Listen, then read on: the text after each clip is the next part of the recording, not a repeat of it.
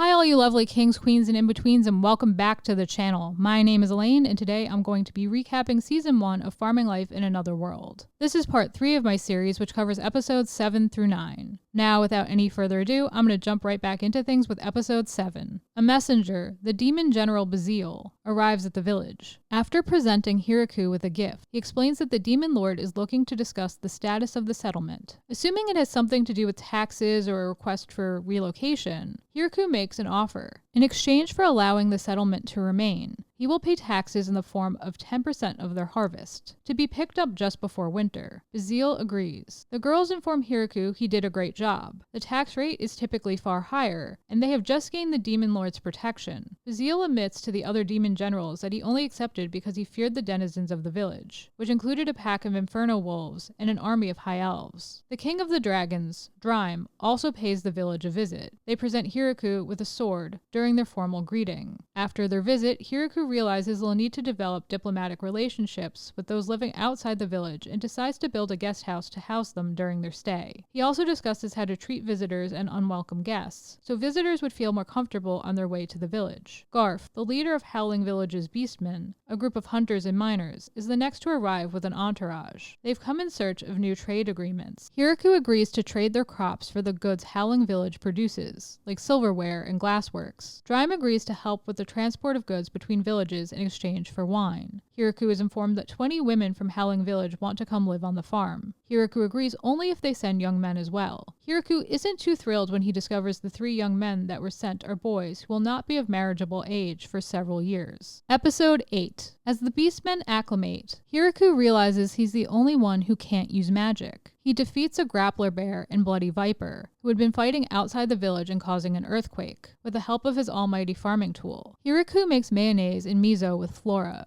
A group of dwarves, led by Donovan, visit the village. In exchange for wine, the dwarves provide distillation technology that allows the village to create new alcohols like corn whiskey. The dwarves wind up moving in and working as brewers. A party is thrown to welcome the newcomers. Hiraku is hoping the dwarves will be interested in some of the village women, but they are only interested in women with beards. Dragons appear in the village skies. Hiraku nearly kills one of them until he's stopped by Drime's attendant, who reveals they're Drime's wife, Graffaloon, and daughter, Lastismoon. They were wondering where Drime was always sneaking off to. The dragon lords realize that the village could pose a threat, and Lasty is asked by her mother to remain in the village to ensure diplomatic relationships between the village and the dragons. Eventually, Lasty is put in charge of handling diplomatic relations. Bazil is startled to find this when he comes to trade for fruit. Frightened by what he's seen, Bazil sends his daughter, Flowrim, to spy on the village. She is shocked when she learns that the village's might is sufficient to challenge the demon army, and that Hiraku is so strong. He nearly killed Graffaloon. Flowrim decides to stay in the village longer than planned, despite being uneasy around Hiraku for quite some time. Episode 9. A slime is acquitted after drinking an entire barrel of wine. Fall arrives. While enjoying some hot pot, Hiraku realizes he misses seafood. Lasty and Flowrim return with Michael, a merchant from Chishado, a city in the demonic kingdom. They arrange for the trade of marine products and name Michael the official government purveyor for the village. He will handle all trade between the village and the outside world. The village is happy with the seafood that is being brought in. A dragon arrives at the village and challenges Hiraku to a fight. After defeating her, Hiraku learns that the dragon is named Hakuren, and she's Drime's rather immature older sister. Hakuren believed that Lasty was being offered to Hiraku for marriage and wanted to see what he was like. Hakuren is also jealous of Lasty since she's single.